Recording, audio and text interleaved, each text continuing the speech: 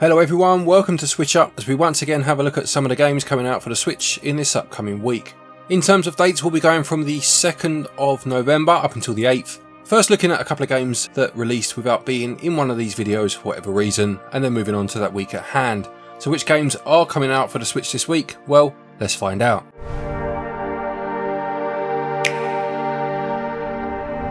First then we have Forgotten Memories. This one's already out, and as you'll see, a couple of the already out games are horror related, bearing in mind Halloween of course was last week.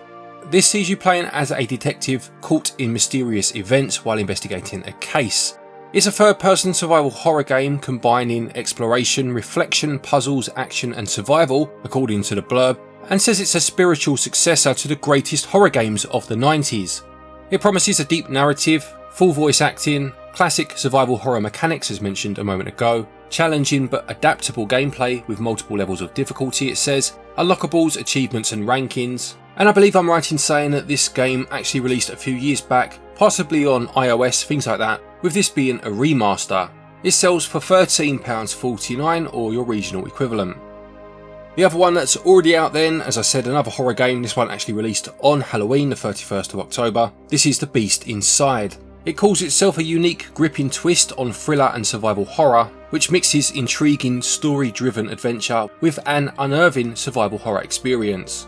You'll play as two different protagonists, each living in different centuries, and you'll see how their stories intertwine. You'll be solving mysteries along the way, collecting clues and deciding how the story will end.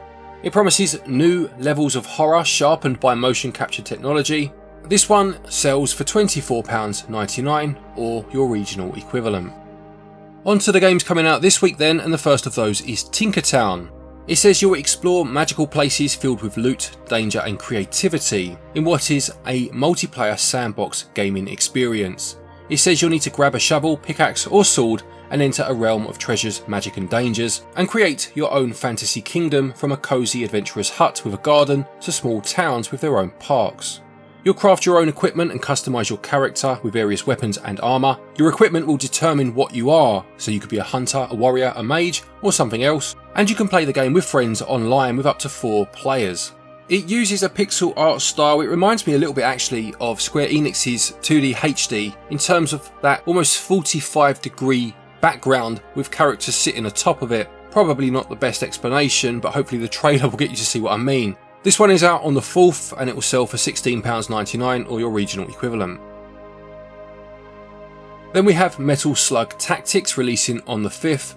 This calls itself a dynamic tactical RPG with a roguelike thrill, with the iconic run and gun action of the original series having been redefined.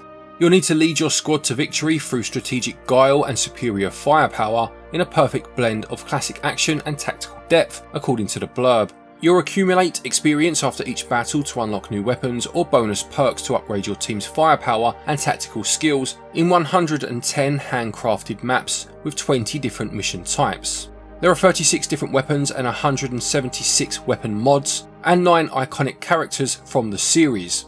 I'm a big fan of the original Metal Slug games, with the first and the third in the series being my favourites, and I don't mind dabbling with tactical games too, so I'm interested to see how this one turns out. It will cost £20.99 or your regional equivalent.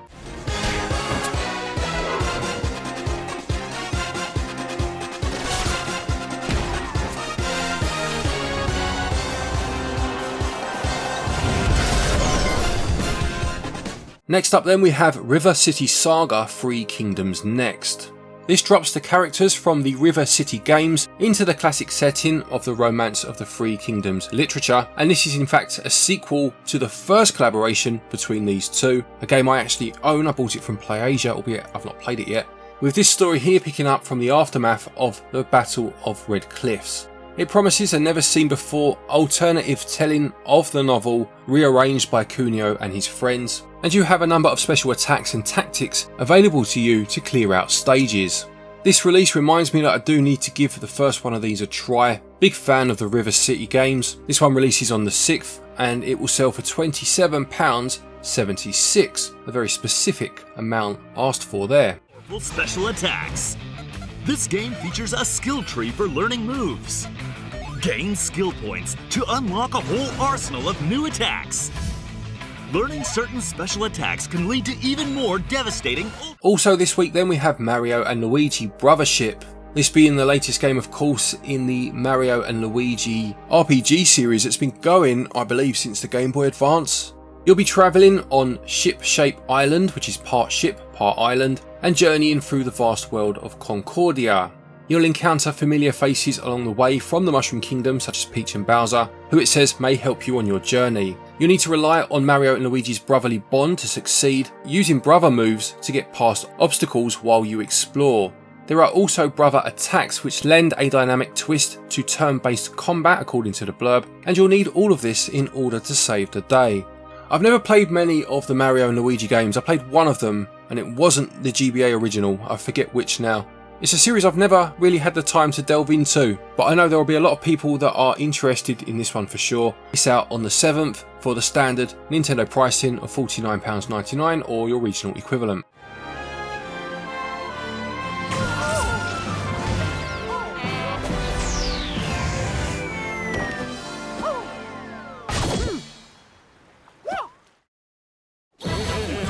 We also have The Alchemist of Ars Magna, which is an Alchemy Academy RPG following the protagonist Shin, his older apprentice sister Arya, and their colleagues seeking the meaning of existence. It says the game is divided into two parts, an adventure part where players deepen their relationships and create bonds with their companions, and an RPG dungeon part where players progress in their journey by strengthening their party using equipment gained through alchemy and the materials gathered. I noticed yesterday I don't always do the pricing or the prep for my videos before doing the voiceover, so I don't always see the regional prices, I just see the UK one to begin with. But I did it the other way around this week, and the pricing for this game in some regions is outrageous. I mean, in all regions, to be perfectly honest. Do you remember people say, oh, do you remember back in the day when games cost 60 quid? I remember buying Mace the Dark Age from Toys R Us for £65, saving up my paper round money. Well, this game costs £65.69 and in some regions was over $100. I think Australia and Canada. That's absolutely ludicrous. It's almost getting to the point where you have to say to your landlord, I can't pay me rent this month because I bought a game. I hope it's worth it for that price, I must say. It's out on the 7th. If you are minted and or interested, delete as applicable. The penultimate game for the week is Bioframe Outpost. This calls itself a 2D sci-fi action adventure game dedicated to exploration, experimentation, emergent gameplay and narrative. It's inspired by classic 70s and 80s sci-fi and uses what it calls a photography-based approach to non-linear exploration and action gameplay, offering a fresh take on Metroidvanias. It says that creatures and systems are immobilized by an alien infestation and only you can set them free, but in order to do this you'll need to use photography to learn how they behave and discover a hugely detailed and fascinating ecosystem. You'll fill your compendium with this knowledge and use it to manipulate creatures and systems in order to survive. It does sound interesting. It'll be fascinating to see how that gameplay mechanic works in practice. It's out on the 7th though if you are interested for £19.99.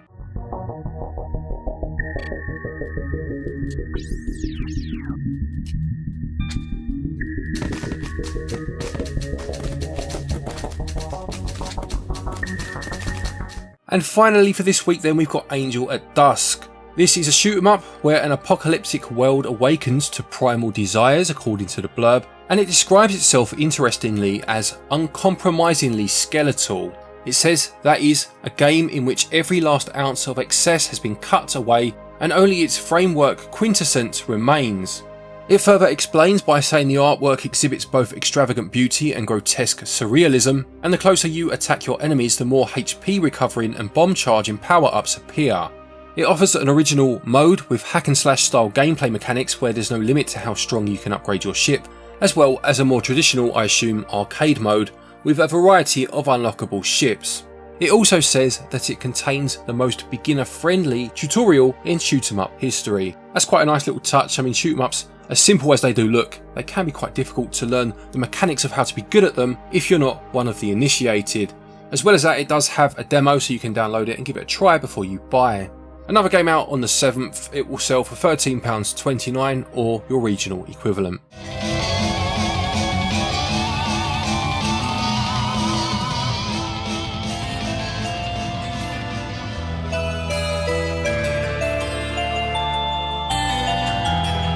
So there you have it, there's a week of Nintendo Switch releases. Do any of those games interest you? Will you be picking any of them up? Please do let us know in the comment section below.